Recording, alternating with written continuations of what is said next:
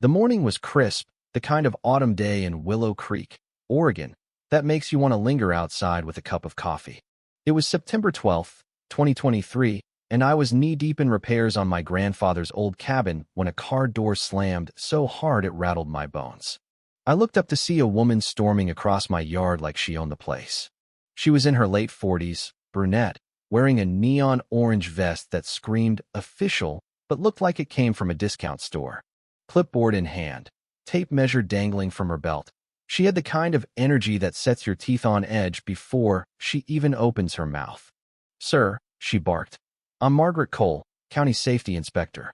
This cabin is in violation of critical safety codes. You need to evacuate immediately." Her voice was sharp, like she was used to people jumping at her command. But something about her, maybe the flimsy laminated badge or the way her eyes darted, told me this wasn't legit. I'm not one to back down, so I set my hammer down and said, "Ma'am, this is my home. I own it, free and clear. I haven't heard a peep about any violations." That's when she waved her clipboard like it was a court order and started rattling off some nonsense about Ordinance 23C and emergency evacuation protocols. I'm no lawyer, but I know a scam when I see one. My name's Thomas Bennett, but folks call me Tom. I'm 62, a retired carpenter, and this cabin in Willow Creek is my sanctuary. It's been in my family since my grandfather, James Bennett, built it in the 1950s. After losing my wife 2 years ago, I moved here to fix it up and keep his memory alive. So, when this Margaret Cole showed up on my property, spouting fake authority, I wasn't about to let her push me around. "Lady," I said, keeping my voice steady, "you need to show me some real credentials or get off my land." Her face turned beet red, and she started trembling with rage. "This structure is a danger to the community," she shrieked, pulling out a document that looked official, county letterhead, signatures, the works. For a split second, I wondered if I'd missed some legal notice. But my grandfather always said, when someone's trying to bully you, slow down and think. "So," I told her, "if this is real, you won't mind me calling the county to verify." Her confidence cracked like thin ice. "That's not necessary," she stammered, but I was already heading inside for my phone. That's when she lost it, whipped out her cell, and dialed 911 right there in my yard. "This is Margaret Cole, County Inspector," she said, her voice dripping with fake authority. "I've got a hostile property owner refusing to comply with evacuation orders. He's threatening me." 10 minutes later, sirens echoed down the valley. I braced myself for a mess, but when the patrol car pulled up, I recognized the officer immediately, Sergeant Daniel Harper, a local cop who'd known my family for decades. He stepped out, glanced at Margaret's cheap vest, and gave me a look that said, "What now?" He turned to her and said, "Ma'am, where's your county ID?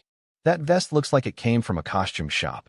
Margaret sputtered about emergency protocols, but Daniel wasn't having it. He'd dealt with enough real inspectors to smell a fraud. He asked me what happened, and I explained how she'd shown up with fake papers, demanding I abandon my home. Daniel nodded, then told Margaret to leave or face trespassing charges. But instead of backing off, she smirked and said, "You think this is over, Mr. Bennett? You have no idea what your family did to mine." Her words sent a chill down my spine. This wasn't just a random con. This was personal. Daniel pulled me aside as Margaret stomped back to her car. "Tom," he said quietly, "your grandfather left something in that cabin to protect you if the Coles ever came back. Have you found it?" My head spun. The Coles? I'd never heard the name. But Daniel's tone told me this was no joke.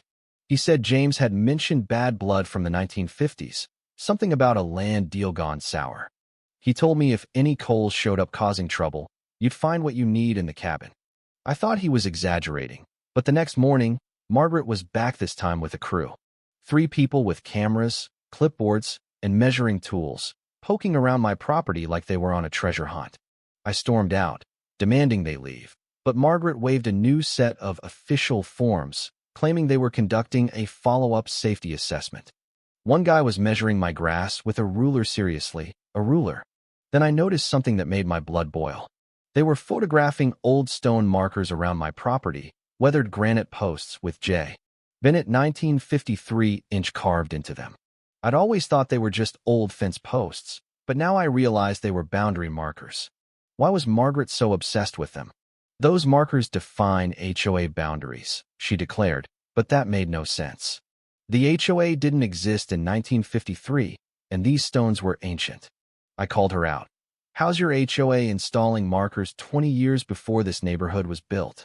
Her confidence faltered, but she recovered, accusing me of forging the carvings to support fraudulent land claims.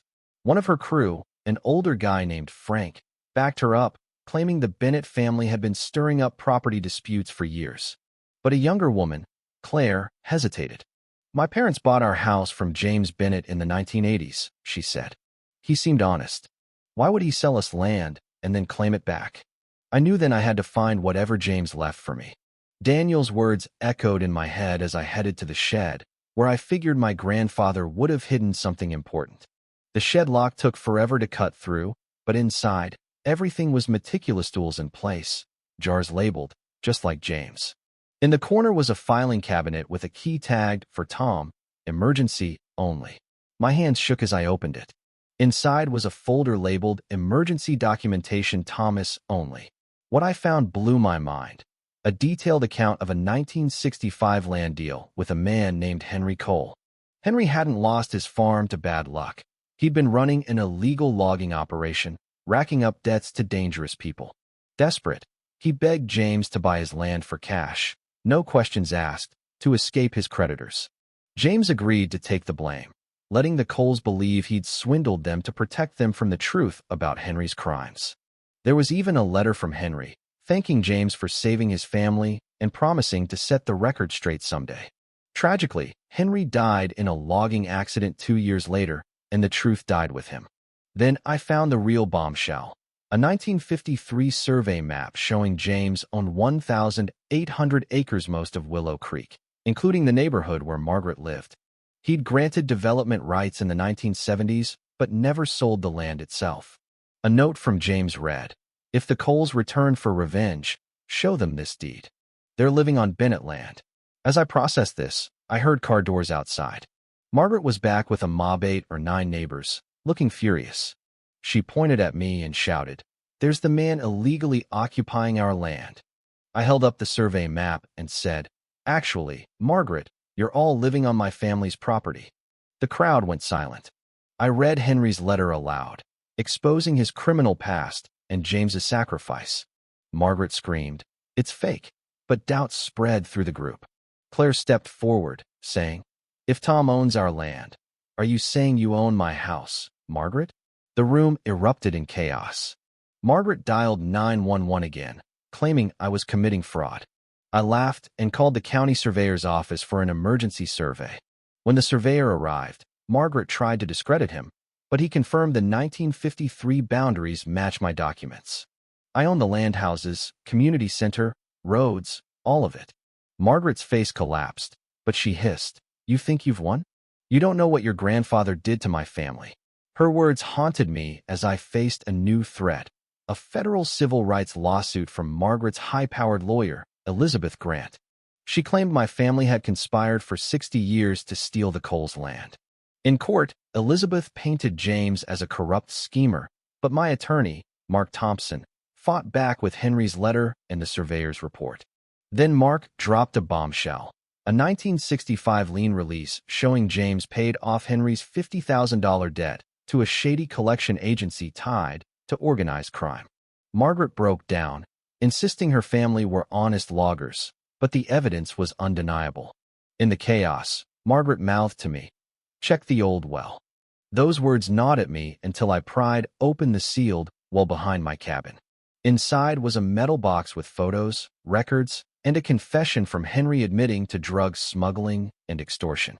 James had hidden this to protect the Coles from retaliation. But the real shock was a letter from James revealing he'd preserved a trust fund Henry set up for his family, now worth $250,000. I met with Margaret and Elizabeth, showing them everything. Margaret laughed through tears, her anger dissolving as she realized James had been her family's savior. She apologized, and together, we used part of the trust to build a community center on her family's old land, a place for truth, not lies. Watching Margaret lead tours there, I knew James's legacy was about building, not destroying. So, What did Margaret mean by the old well? Was there more to James's secrets? Could there be other hidden truths buried in Willow Creek? Drop your thoughts below, hit that like button, and subscribe for more stories where justice flips the script in ways you'd never expect.